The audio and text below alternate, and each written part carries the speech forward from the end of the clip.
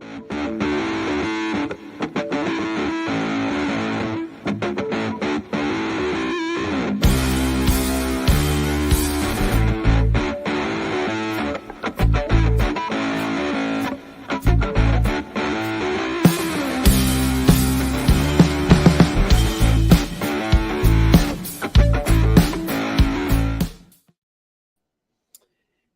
welcome to the premiere episode of the National Hockey Now podcast. I'm Jimmy Murphy, your host.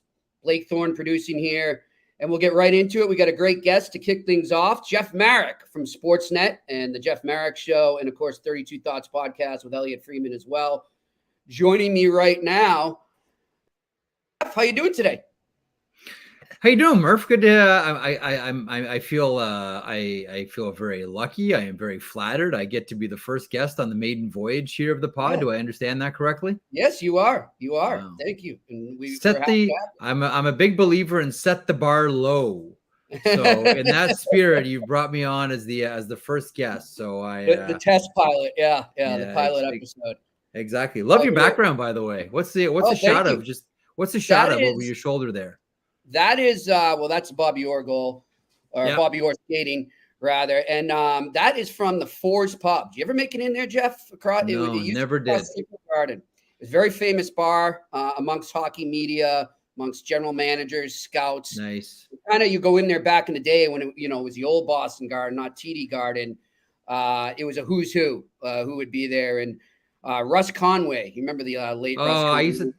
I used to talk to Russ every single week. Like back when he was a big fan of you. I was just going to tell you that. He was a wonderful man, and such a huge figure in hockey. And it's a great reminder to anyone really. And even to this day, I mean, he brought down Alan Eagleson from a tiny, tiny little corner of the media world in a very, very tiny newspaper. Like for anyone out there who's watching or listening to this right now, who thinks that they can't have an impact because they just occupy this tiny little space, Russ Conway and his dogged pursuit of Alan Eagleson and everything that went wrong and all the chicanery involved in that Players Association.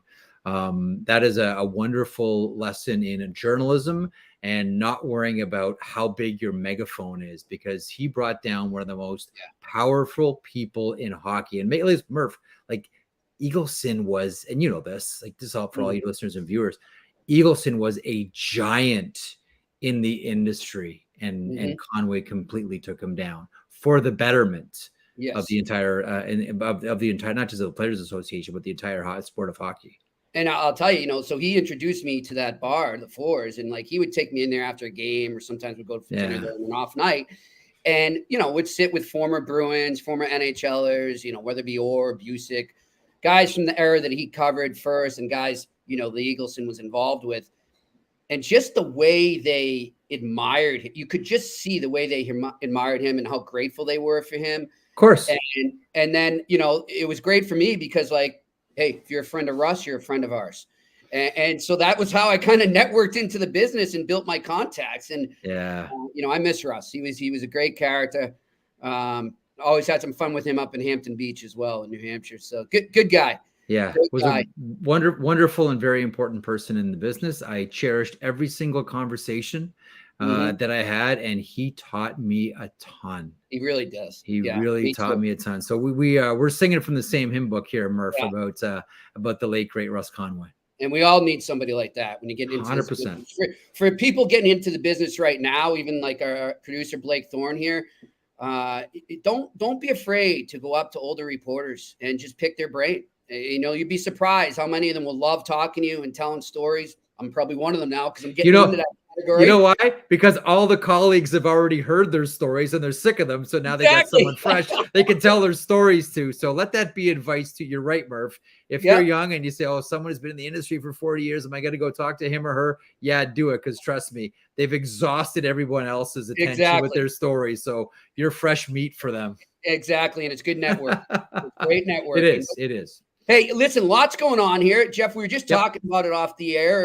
There's a lot of buzz today. John Buccigross put a tweet out about 2 hours ago saying, quote, I hear something insane is going on with the Bruins before July 1st. Now, I spoke with you on your show yesterday, telling you, obviously, we know it's no secret that Don Sweeney's working the phones hard to get cap flexibility. But we were trying to figure out, who could be going out. And, there's a lot of obvious names. You look at what they've got left on their term and their cap hit, whether it be a Taylor Hall, a Derek Forbert, a Matt Grzelcyk. But, for a while now, Linus Ullmark's name has been out there, and they have to sign Jeremy Swayman. And again, that's the name I'm hearing today. And it's just astonishing that could happen with a guy that's about to win the Vezina, probably, that we would see in the same week. So just your take on the potential of that happening. Well, I don't know that we should be surprised. And that was a wonderful conversation we had yesterday. And I agree with a lot of your points. And we talked about how, Taylor Hall may be like at this point with this Boston Bruins team, a luxury item. Excellent, outstanding player, but is he a luxury item? To the point about Ullmark, if you look around the NHL landscape right now, it's and if you're trying to trade a goaltender, you have a lot of competition, right? Mm-hmm. I mean, the whole thing is sort of headlined by Connor Hellebuck, but right now, if you want a netminder, you can get one. And I wonder how much right now, since there are so many potential goaltenders on the market, even though right now, like one of the lessons of the Stanley Cup this year is, you can't burn out your goaltenders. I mean, ask the Dallas Stars about Jake Ottinger and what happened there versus, how many games Sergei Bobrovsky played or how many games Aiden Hill played. You do need I don't want to say a 50-50 split, but maybe a 60-40 split right now. So you do need a couple of goaltenders, like good quality NHL goaltenders. But right now there's a lot of them available. So as much as, if Sweeney wants to look at doing something with Linus Ullmark, I'm not sure if you're going to be able to hit that home run that you want. To your point, Murph, like this guy might win the Vezina Trophy. I think odds are that he's going to win the Vezina Trophy.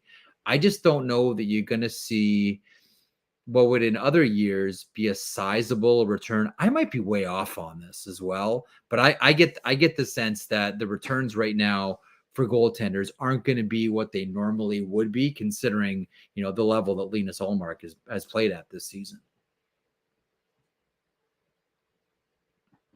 You're on mute, Murph. Mistake again, and I am saying I'm a veteran. No, look, I think you're absolutely right, Jeff. And I think if you wanted to maximize the value, it's got to be a big package deal or something, and you got to get creative and include more people in it. They want to re-sign Tyler Bertuzzi. Yeah, I mean they really do. And as you and I discussed on my show yesterday, man, he looks like a Boston Bruin. He plays like a Boston Bruin. I know I got this old stereotype of that picture over your shoulder right now, but that's what I think of when I think of the Boston Bruins. But he looks like he was made to wear that black and gold. So that really shouldn't surprise anybody. I know we're all talking about Calgary and Winnipeg and to some extent the Philadelphia Flyers as being some of the friskier teams heading into the draft in Nashville. But I think you're very much onto something here. Like the Boston Bruins in short order to do what they want to do. And again, there are still some decisions on the horizon. You've written about David Krejci. We're all wondering about Patrice Bergeron here. I don't think it should surprise anybody, that Sweeney's trying to work it to give himself some flexibility here. I don't think that should come as a shock to anybody. For sure. You bring up some good teams there. Good segue there. Great minds think alike. The Calgary Flames. I mean, what is going on, Jeff? I mean, yeah. You know what I think? I was talking about this today on the radio show. Here's what I hear, and as this continues and as this goes on, I really think that what we're seeing now is still the shockwaves of the Battle of Alberta playoff series last year, and how the Edmonton Oilers. It's going to sound harsh, Murph, but I really think it's true. Broke the Calgary Flames. Yeah. They just didn't beat the Calgary Flames. They broke the Calgary Flames. Yep. And if you look at everything that's happened since, now, Edmonton wins that series and then Johnny Gaudreau pieces out. Matthew Tkachuk says he's not coming back. I can just take my QO and split after a year, or we can, put some type of deal together and work together on getting me somewhere else. to say nothing of the season the Calgary Flames had, to say nothing of the season that Jacob Markstrom had. Like Markstrom himself, like, even last year when Elliot and I were in Paris for the NHL European Players Tour, we talked to Markstrom about, essentially, to be blunt, the kryptonite that's always been that's always been for Jacob Markstrom, which is the Edmonton Oilers, and we saw it play itself out last year in the playoffs. And it just seems as if, Murph, and we're seeing it now with more players. Noah Hannafin wants to go back and play in the United States. Hey, he's 1 year away from free agency. You've earned that right. Tyler Toffoli, we're waiting on an answer from Lindholm. We'll see what happens with Backlund, et cetera, and go right down the list. There's a new general manager. There's an entirely new coaching staff there. I shouldn't say entirely new. I mean, people have been there before, but like, there's a new coaching staff. There's a new head coach in Ryan Huska. Mark Savard comes in as announced last night. Things are different. And I still think that what we're seeing is the effects of what Edmonton was able to do to Calgary, because that was such, as you remember, that was an emotional series. It's one of the best rivalries in the history of the NHL, Calgary and Edmonton. And for Edmonton to do to Calgary, and the way that they did it, I think really cracked the spine of the Calgary Flames, more so mentally than physically. But I still think that these scars are deep, and you're still seeing the effects of that series.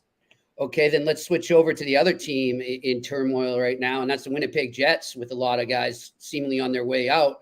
Yeah. What do you think broke the spine of them? Kevin Cheveldayoff, as a general manager, has the hardest job in the NHL. And that's why I think they sign a lot of their players to long-term deals. Like, once they identify their players, they lock them up long-term. Right. It's tough to get players to commit to that market and stay long-term. So I think what you're looking at now with the Winnipeg Jets is this latest version of Winnipeg, which a lot of us, and I count myself as one of them, thought they had Stanley Cups in them. Like, how many times did we look at the Winnipeg Jets and say, this team's a cup contender? Yeah. This team, like, you look at every single position. Now, if you're looking for like that one, the Oilers moment for the Calgary Flames, the one that's the one moment that started everything, and all the dominoes have fallen since. Yep. I think it's when Dustin Byfuglien walked away. Ooh, we're going way back. Honestly, I really do. And ever since then, it's kind of been a slow march to where we're at right now. We have all these players that are a year out, and a market like Winnipeg can't afford to let players play out their contracts and walk away for nothing. Like, there has to be something for Kevin Cheveldayoff to show, for Connor Hellebuck, for Mark Scheifele. The Pierre-Luc Dubois situation is a little bit of a different one here. But Cheveldayoff is in a position now where, he can't just bring in green bananas. Like, it can't just be prospects and picks. Like, he needs, young players, preferably under contract, preferably with some term here. But if you're asking, like, what's the moment that sort of started to break this version of the Winnipeg Jets, I really do think it was Dustin Byfuglien, because he was one of the most unique individuals in the game. He had a skill set that nobody else, certainly on this team or maybe even in the NHL, had. I'll be honest with you, Murph, and your listeners and viewers can go and watch this thing. It's on YouTube. He laid like maybe the hardest body check I've ever seen in my life when he hit Mark Stone. Still to this day, I don't know how Mark Stone got up.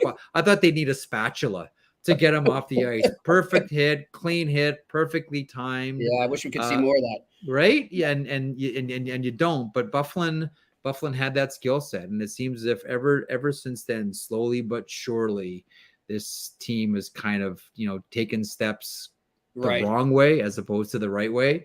If you're looking for that one moment, I think it's Byfuglien. Yeah, another moment, and I agree with you, but one moment I look to just on the ice as a game or a series, we talked about the Edmonton-Calgary, is them getting swept by the Montreal Canadiens in the bubble. Or still, I guess it wasn't the bubble then, but it's semi-bubble, 2021. Yeah. And, I always look at, we've seen so many times in recent years, Jeff, that teams that are picked to go far in the playoffs maybe get knocked out a lot earlier than people expect, whether it's the first or second round, but they almost take that and use it as a learning experience to bounce back the next year and go deeper. And I kind of felt like, okay, when that happened, I remember them. It's like, wow, I didn't see that coming. But, maybe that's what this team needs to take the next step. I saw it way back. I'll never forget it with the Boston Bruins when they lost to the Flyers. I don't think the Bruins win the Cup in 2011 if they don't blow that lead to the Flyers in 2010. I think that's how monumental that was in terms of them wanting to redeem themselves and prove everyone wrong the next year. We never saw the Jets prove anyone wrong since that point. Yeah. It's only it continued to go down. So it's almost like they had this team where it's like, wow, they are built for the playoffs, and then poof. They got goalied, man. Like Carey Price was insane. But maybe here's another example of what you're talking about here. And it helped, lead to a dynasty. And that was the 83 Stanley Cup final with the New York Islanders and the Edmonton Oilers. Yep. Right. I mean, Oilers were, there's the great story about Wayne Gretzky walking by the Islanders room. They just won the Stanley Cup and there's ice packs bags on them and everything. And they're like, oh, and then meanwhile, the Oilers are okay. We're fresh as a daisy still. We're going to go party. And there's all these grizzled veterans. They're all missing teeth and they got the beards and they got ice packs and balding heads. And like, oh, that's how you win the Stanley Cup. That's what you need to do. But you're right. Like, maybe it wasn't so much Dustin Buffalo. Maybe it was Carey Price that broke the Winnipeg Jets. But I mean, I think that, I think you're right. I think it was that eventual decline. I thought, going into that playoff, because we think of, in Canada, we made a lot about the Canadian division. Obviously, there was always the going into that season, who was the best team in Canada? I thought it was Winnipeg Jets. I thought it was going to be the Winnipeg Jets, and it was going to be Winnipeg Jets, stomping everybody. And then here comes, Carey Price to remind everybody that, hey, I'm going to be in the Hall of Fame here in the future. I'm going to show you why. And it was Carey Price that, stole yet another series. He was great that year. He's just fantastic. I'm with you, Jeff. Well, listen, before we let you go, just quickly, we didn't get to touch on the draft. I know everybody's talking about what's going to happen in that top 5 there and Mishkov and all that. But who's a guy a prospect you have your eye on right now that maybe isn't projected in the top 10 that could slide in there? I really like a guy by the name of Matt Wood. I really do. And I'll tell you, and he's from the Nanaimo, BC, played the BCHL and went to Connecticut. I've had a few people tell me that there's, again, whenever you drop names, it's like, whoa, what are you saying here? There's some people that have told me they see some Tage Thompson in this guy. Wow. And as teams look now for, like, I think if you're a team that has a couple of picks in the first round, maybe you take this guy a little bit higher than you might. But I mean, 6'4", 200 pounds, forward, good skill set. You look at the ceiling and it's high. I don't know. I wonder about him. I wonder about Wood, if he could be that surprise guy. We'll see. But if you're asking for one guy that's got my curiosity. Yeah, I'm with you. Look, I'll tell you this, Jeff. It's interesting to me because I grew up in New England, right? Seeing a guy like that from UConn. When I grew up, UConn was basketball, but seeing them now have hockey players, I love it. And UMass, my alma mater too. UMass Amherst has been cranking out players too. So it's nice to see some of these schools that weren't known for hockey when I was growing up. For sure. Getting the love now. But Jeff, always a pleasure, my friend. I know you gotta go. Thanks a lot. And I won't be in Nashville, but I might be up in TO this summer. So if I am, I'll get you up. Look me up. All right, buddy. You look me up. Always cherish our conversations and our time together. Thanks, Murph. You be good. Best of luck with the pod. Right. Sounds good, man. That's Jeff Marek joining us here on the National Hockey Now podcast. And good times, man. Always a good time with Jeff. I love going on his show, obviously, on Jeff Marek's show. He just knows his stuff. Very well connected. Been around for a while and really one of those guys that's been in radio forever, and he's still going, which is hard to say right now. And we're gonna bring in my producer right now, Blake. Blake, look, speaking of that, you're young, you're trying to get into podcasting and radio. Do not do the radio part. I am telling you right now. Okay? Fair. Like you take your advice. It is going down the tubes, man. I don't know if you've been seeing what's happening up in Canada with the TSN channels. I've seen all the layoffs and whatnot and all that stuff. These guys literally showed up. I know a lot of the guys that were in the Edmonton one. They showed up for their morning show, and 15 minutes before they're going on the air, like, oh, we're done. The station's done. It's over. It's complete. Wow. That is just a kick in the butt. That's terrible. Right. Jesus. There's no money in it. It's ruthless. Yeah. Podcasting is where it's at, and that's why you're heading in the right direction with that. All the digital stuff, it's taken over. Yeah, I see a little. And by the way, I didn't realize my notes to you were going out to the YouTube channel. Yeah. So sorry to the viewers right now. Music and free, music up. That's how it goes behind the scenes, right? So I'll text you that. But Del Carey saying loves Marek. Guy's a true steward of the game. He really is. He knows the game, man. He's like an encyclopedia of the game. It's fun to have him on. You ever listen to his show? A few times. Yeah. I don't get too often because I don't got Sportsnet, but you can go on if you go to TuneIn. You ever use that app? Oh no. TuneIn is a great app. If you want to listen to other radio shows in other cities all over the world, go to TuneIn and then type in Sportsnet 590. I'll send you the link, and you can listen to him. He's on noon to 12, Monday through Friday.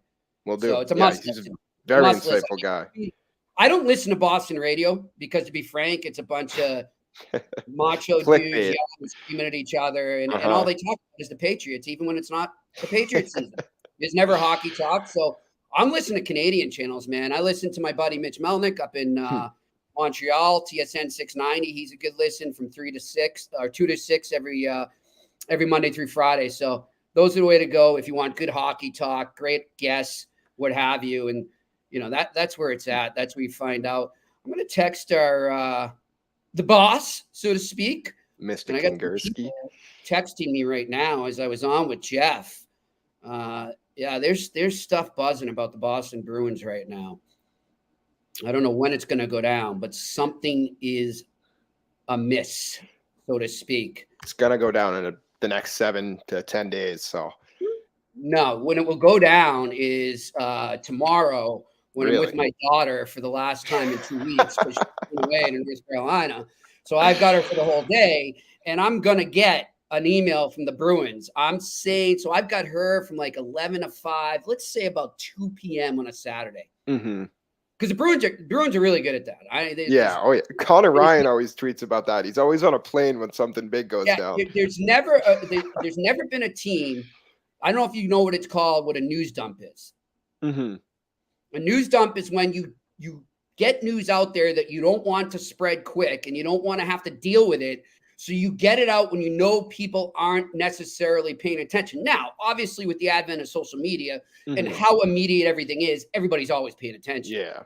But, let's say like on a Friday, 5 to 7, dinner time, everybody's at work, going to go get a couple drinks at the local, grab a burger and get the weekend going, and boom. Twitter's blowing up.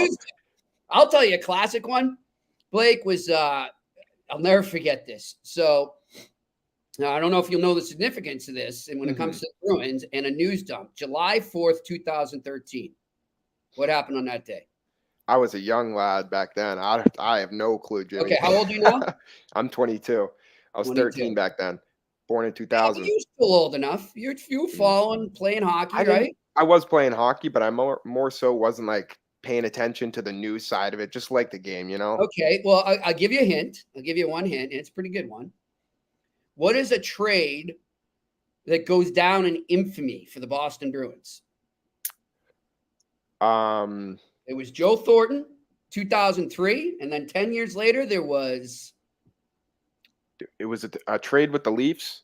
No. I'm drawing a blank here, Jimmy. I don't want to look too stupid on the first episode. The Bruins took him number 2 overall. Oh, Tyler Seguin. There you go. I gotcha. All right. Guess where I was when that trade went down? It's the 4th of July. Oh, on the beach. Afternoon. On the beach with a couple Guinnesses. No. Out in Boston Harbor with hardly any reception. And my phone starts buzzing. I'm like, what the hell's going on? I'm like, hope everybody's okay. And then, the Bruins have just traded Tyler Seguin. On the 4th? Press conference, teleconference, They didn't have Zoom then, so it was just a teleconference in 30 minutes.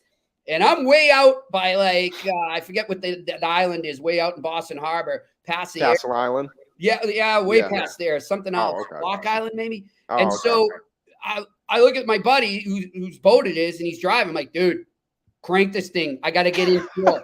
I need to get back to shore. Go back to the shore. He's like, why? I'm like, Tyler Seguin just got traded. He's like, what? So he flies it in, and I just made it in time to get reception on the dock, and I did the trade call there, and then I booked it. That's home an all-timer. That's definitely an all-timer.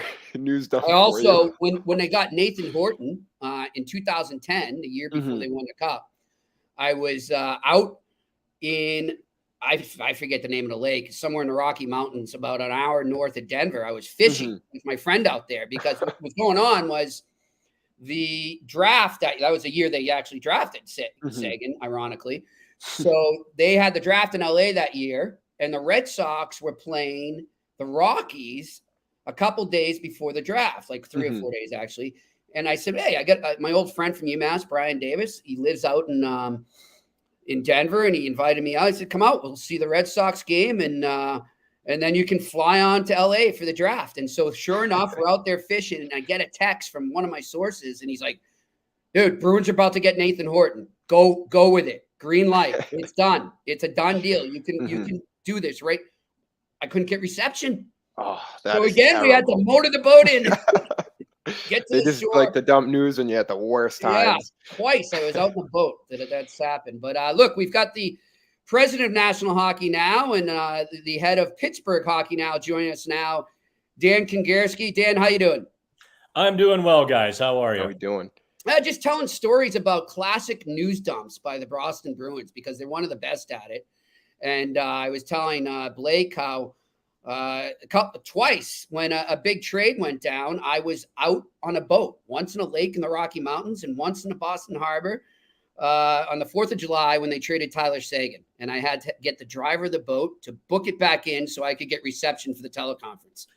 I wrote the Marcus Pettersson, or actually I broke the Marcus Pettersson contract story 2 years ago from a Burger King parking lot. Yeah.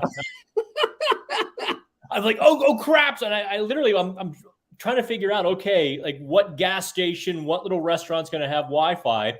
I saw Burger King. I flew into the parking lot. And I'm like typing on the steering wheel.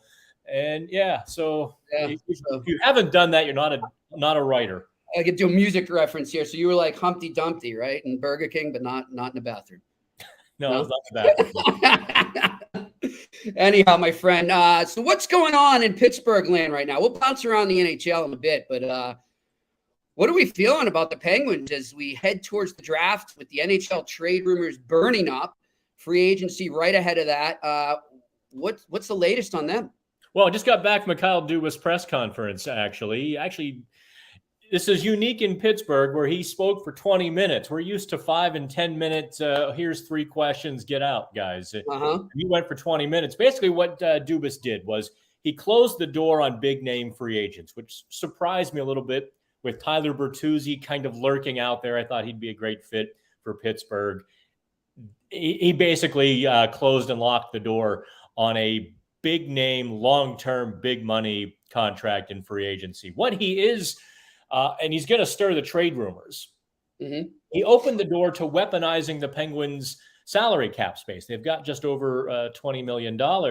And I think basically what they're going to do is look at those unwanted or superfluous contracts around the NHL, some guys teams can't afford, and they're going to go shopping, and they're going to try to, buy on the cheap, maybe move a guy like Mikael Granlund in that deal because – again, Dubas basically closed the door on buying him out on Friday. So Granlund at best will be a trade. That's just kind of where we're going to be with the Penguins. Anything on the goalie situation there? No. They've had some conversations with Tristan Jarry. Dubas was a little bit cryptic. Basically, I think he kind of punted his answer to the next week. They want to know before the draft what they're dealing with so that they can tell the player, all right, you can go handshake teams at the draft and, or your agent can anyway. and we're going to go shopping. I think that's where we're at, or the next 5 days, 6 days is going to be huge for the Penguins. Well, we just spoke to Jeff Marek, and we were talking about the goalie trade market right now and how many big name goalies are on the market. And again, there's buzz today. John Buccigross had a kind of a cryptic tweet saying, "I'm hearing the Bruins are up to something insane before July 1st. So immediately I looked around in the common thread from people I spoke to this morning, and just right before we came on here was again Linus Ullmark. So, I said to Jeff, what could they get? And Jeff made a great point. He's like, I don't know, man. I mean, I don't know if this is the right time to be trading a goalie because there's so many available that you're not going to have that value there. So unless, as we agreed, it becomes a multiplayer deal or picks or what have you, some kind of blockbuster, you can get a good goalie right now on the market. I won't say the word cheap, but for a nice price. Let's just say that. This is probably the best goalie crop in a decade or more, is it not? I mean, look, if Connor Hellebuck were not on the market and you're looking at Tristan Jarry, free agent, or John Gibson via trade, then you're like, oh, okay. But knowing that Nashville, even though Barry Trotz kind of shut down the trade rumors, but knowing that he's out there if you have enough capital to get him, with Hellebuck, with Jarry, who am I missing? Maybe Ullmark.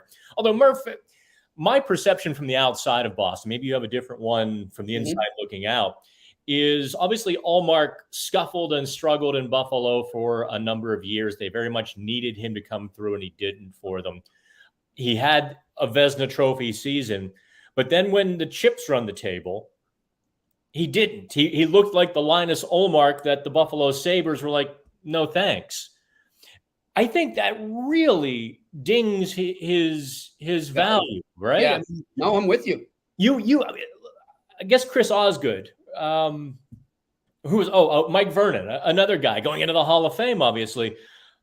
These guys were in the regular season, right? They were mediocre guys, but when the chips were on the table in the playoffs, when it really counted, they were brilliant. And therefore their value, I think, was much higher. Ullmark seems to be the inverse. So I don't know if I'm looking at Bruins trades, I don't know if I look at Ullmark.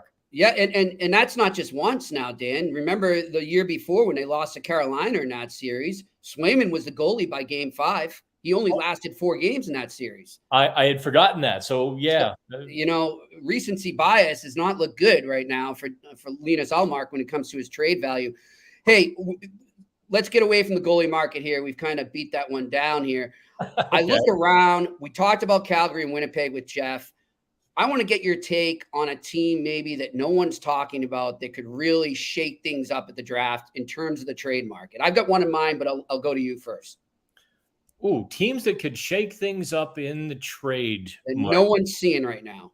Well, I think Pittsburgh entered the conversation today.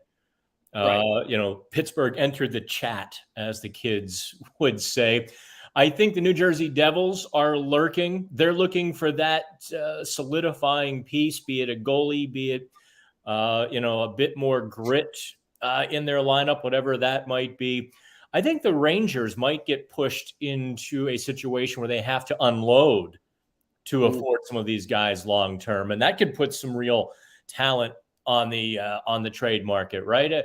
It's always such a crapshoot. You never quite know if a GM has the courage of his convictions to follow through on the reality that he knows to be true, or if he's willing to accept a good enough reality. Right? Okay, yeah, we'll be good. Maybe we'll get lucky. Maybe I'll find something down the road, rather than really being courageous. Obviously, Bill Zito in Florida last year was courageous, going after Matthew Tkachuk. I mean, good Lord, look what that did.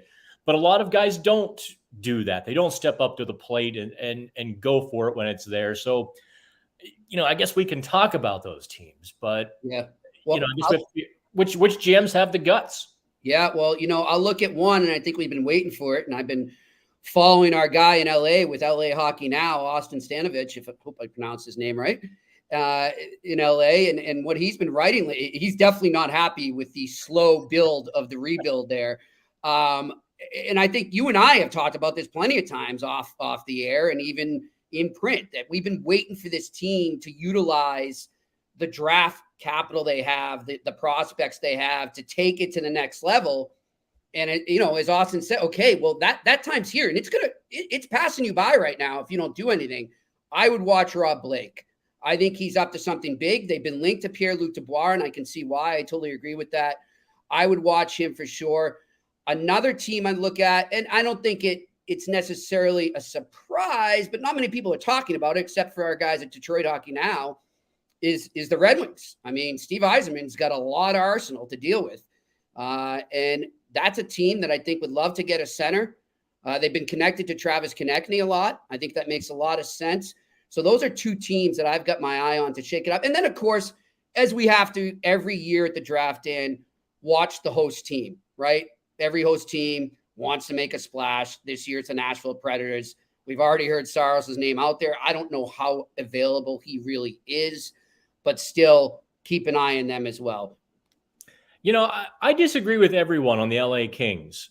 I think the slow and steady course is the right way. I read Austin's stuff, and obviously I appreciate a good opinion that's supported by facts. And Austin brought the goods there. Mm-hmm. I think with Doughty and Kopitar at this stage of their career, this advanced age, you're almost living a little bit on borrowed time again. Like, where if you spend young capital to win now, that window is so small that you're going to find yourself with another prolonged retool. I don't think they're going to have to rebuild, but another retool. I think Blake is wise to maybe sit on a pair of jacks rather than trying to draw aces right now. It's just where I think he is. And I think if they make the playoffs for a couple or a few years, I think you rebuild that fan base. I mean, it's not a great fan base in terms of numbers. We can see that, on the business side of things, in terms of Google searches and all of that. If you rebuild that and you bring the casual fans back into the building and you solidify that by making the playoffs for a couple of years, by being cautious, I think that's the way to go. Don't go all in. Don't go all in. Don't bank on Drew Doughty and Anze Kopitar, because their productivity is going to be short-lived. Don't be the teams you and I cover, in other words. Hey, Sidney Crosby's that was too easy. 36. On Bergeron and Krejci. Yeah. Look, hey, I wrote it yesterday, Dan. You got players like that. Sooner or later, you got to turn the page. And I think the Bruins have done sort of what they've gone a little more all in, obviously, than what you're suggesting the Kings keep doing. So I think with the Penguins and Bruins, they need to start to really rebuild that draft capital that they don't have right now. But listen, Dan, before I let you go, I want to tell our viewers and kind of just talk about National Hockey Now and how much we're growing. This is your free ad space here, my friend. Well, if it's the National Hockey Now podcast, I better get some free ads. No, you know what, Jimmy? You've been if you weren't the first name on the dotted line, you were the second. Doing that there in Boston, and it's funny. We used to have meetings on Zoom, like the four of us, you, me, Colorado, and Sheng in San Jose, and then George Richards was like number 5, and it's like, wow, we're really doing something here. And I look back at how much fun we were having, no idea what was coming, that now we're in 20 markets across the NHL. We're I don't want to give away exact numbers here, but let's just say we're worth millions at this point, and we're still in the infancy of our growth. And it's insane from where we've come to where we are. And we're right now sitting at about that 50, maybe 60 million readers per year level. And that's only going up. Like James Nichols just came on board in New Jersey. We're kind of like, okay, yeah, James, you can do this part-time. And the dude's killing it. Like, the Devils fans came out of the woodwork. We're like, where do all these people come from? Mike Aguelo in Buffalo and Nate Brown in Chicago. Nate's not a household name. He, had 500 Twitter followers when he started, maybe less. And the dude is absolutely crushing it in Chicago.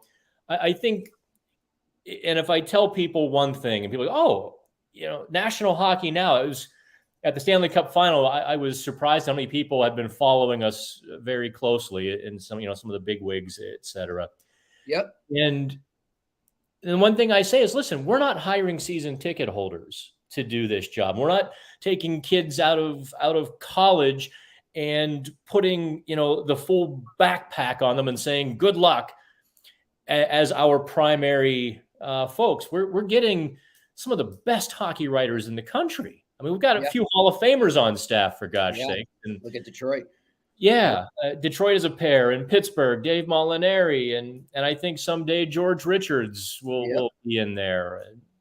It's craziness, Jimmy, how far we've come, and sooner than later, they keep promising me this, the tech guys, we're going to have this universal subscription too, where if you subscribe to Boston or Pittsburgh, now you get all 20 sites, for that same price. They've been promising me that for a year, but I think we're within the final couple of weeks now.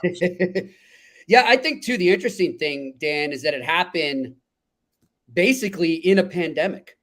Yeah. And I don't know whether you think that ironically helped or no, it certainly did not help. Yeah, it didn't. Yeah, me neither. But I just think that it was able to happen in the middle of that is pretty astonishing, and I think. Well, we figured something out. We have hyper served hockey fans, whereas listen, bloggers think I hate them, and I really don't. I get mad when somebody on their couch equates what they're doing with what a professional beat writer who's on the road, 100 days out of a year or 200 days out of a year. I get mad when they're like, "Oh, I'm doing the same thing." Yep. Let's pull back on that a little bit. And I think just the quality and what we've been able to figure out in terms of talking with hockey fans every day, talking about, okay, here's what the trade market. I mean, and I think that it takes our experience to do that. To be able to look from the inside out, but also the outside in, and know what your team needs and where it's available. Anybody can write a trade for Connor McDavid story. Yeah, that's kind of easy. It's finding those guys on the third and fourth line somewhere else who have something more to give. And with our contacts, your extreme Rolodex, and just kind of a quick pat on the back for us. Dave Molinari and I, within 48 hours of Ron Hextall's termination in Pittsburgh, put out 10 candidates for the Penguins GM job. We hit on 5 finalists. Yeah. It took the Fenway group 4 or 5 weeks to figure out what we knew in 48 hours. Right. Yeah. And so I think that's really the great thing of our network, that readers can trust us. They don't always agree. As well as anybody, they can get mad. Hockey fans can get mad when they disagree with us. But we're always talking to them. We got a viewer asking right now, Del Carey asking us, do we plan to expand to Carolina anytime soon? What day is today? It would be June 23rd. Oh, did I let a cat out of the bag? Actually, Jimmy, here's the hold up on Carolina. We've got a writer contract signed. Yep. Some jackwagon about a year and a half ago snagged CarolinaHockeyNow.com and won't give it to us without us paying exorbitant sums. I hate that. He's probably not even using it, right? No, well, they can't. Yeah. If they try to use it, we own them. Yeah. But as long as they don't use it, they swim in a little bit of a gray area where then we have to prove they're cyber squatting, which isn't that difficult anymore with the new laws. But I like that term, cyber squatting. Well, that's actually what it's really called. And so we're taking a couple days to try to get the proper domain name. These idiots actually sent me a message. There's a network out there that really uses these Hockey Now domains, and we think that's a pretty valuable one. I'm like, I am the network. And would you like to meet my lawyer? It's Dan, until I got in with this with you, I didn't realize the amount of emails like that you'll get. These companies from God knows where, from Siberia or something. We'd like to put a guest post about technology on your site. Like, why would I want a guest post about technology on my site? Yeah, or some Saudi Arabian casino. Yeah. No one in Boston's going to be gambling on the Saudi casino. This isn't like the golf tour where you take them on a run. We actually have some standards. Yep. And Gary says, great time, guys. I love it. He's a Habs fan, and of course we have Montreal hockey now. Mark Dumont up there. That's going well. They're going to be an interesting team again at the draft. How much fun would they be to cover right now? Oh gosh, because there's just infinite storylines. Like with Pittsburgh, we're just learning them, and Boston, you're kind of unraveling them to get to the center of the Tootsie Pop. In Montreal, they're just unlimited. Boom. Every player is either available or going to be long-term, struggling, succeeding. It's fantastic. It's unreal. It's unreal. Well, it's good stuff, man. Look, we're only going to get bigger from here, and I'm excited to be doing this. And Dan, we will talk to you. I'm sure, obviously, we'll have you on here again, but I wish you a wonderful weekend before you head to Nashville. Do yourself a favor, please, considering all the travel and different time zones you've been writing in. Get some sleep, my friend. I tried last night, and it was the weirdest thing. I laid down at like 1 o'clock, which is really early for me. By 2 o'clock, I had the laptop open, and I was working on spreadsheets for some business folks who've been asking for them. And it's like, it's not my watch is on Pacific time still. Oh, geez. Well, this watch anyway is on Pacific. Yeah. I have a couple watches on Central Time. And what about your appetite? That's odd. I don't have one. It's kind of weird. Okay. Yeah, because it takes me a while when I go out west and come back to get my dinner, lunch, and all that. It's never really in order. It's never really normal times in our business, no matter where you are. But yeah, I'll find myself eating at like 11. Well, that's how I do it normally here in Pittsburgh, except everything is closed but Taco Bell. But in Vegas, I'm eating at 10, 11 o'clock at night, Pacific time. Pacific, which is like one, Yeah, and I'm like, ooh, Nathan's hot dogs, 2 for $10. Yes, I will. New York City pizza, $5. Yes, I will. And man, you don't look like you put on any weight. Oh, I lost weight actually out there. Yeah, that's amazing, man. Well, when you walk working out or what? In 100-degree heat, which I made a point to do. There you go, man. That will do it. Well, listen, thanks for joining us, Dan. We'll talk to you soon, my friend. Have fun. All right, Dan Kingerski joining us here on the National Hockey Now podcast. I'm going to bring in Blake before we close it up. Blake, that was a good maiden voyage, huh? Mm-hmm. Oh, yeah. Yep. Hey, I was asking, get the background there. You were telling me what that jersey is behind you. You want to tell the viewers, the Bridgewater Bandits? So my senior year of high school, we do a half season before the high school season approaches. I played for the Boston Bandits, and in the championship game, I was wearing that jersey up there. And I got a little bit of a skate to the throat/neck area. I laid a hit on a kid. He kind of did a 180 horizontal-wise, and his skate came and cut me right there. Blood still all over the jersey, and I'm never going to wash it. No, just held it up on the bench. My dad was a coach. He wasn't leaving. They stitch you up or what? A couple butterfly stitches. We're all right. Okay. It wasn't bad. No Clint Malarchuk thing going on here, right? No. I don't know if you're too young to remember that, but he was a goalie. Nothing too bad, like serious, like no paramedics and whatnot. Google that. It's pretty gross, man. Goalie for the Buffalo Sabres actually really screwed I've seen that. Yeah. That is it makes me want to throw up every time I see something. Yeah, man. I remember that. Scary stuff. Interesting enough, you bring that up, and this is random, and we'll wind it up here in a sec, but there's a picture that we have in our library from the Florida Bruins series, and it was Bergeron, similar situation, what you're saying. He laid a hit on a guy, and the guy went head over heels. Mm-hmm. The blade is like right there, just missing him. And I remember saying to Joe Haggerty, because he used the picture in the game, in the post-game article, and I said, dude, did you see that? I didn't catch that during the game. Nobody spoke about it. He's like, He's like, yeah, that could have been a lot worse than it was. Like, wow. Something like that happened to me. It was scary, dude. Yeah. Thinking about it after, you're like, that was 2 inches from my jugular. Jesus. Yeah. You never know. Well, listen, buddy, good job. We will. We're going to have multiple episodes next week with the draft and, of course, free agency. We'll do a free agency special, do a draft special, and we'll tee things up probably on Tuesday. I'll get some more good guests for us. So thanks to everyone out there for joining us here on the first National Hockey Now podcast. I'm Jimmy Murphy. He's Blake Thorne. Thanks to our guest, Dan Kingerski, and Jeff Marek. We'll talk to you next week. Thanks for watching, guys.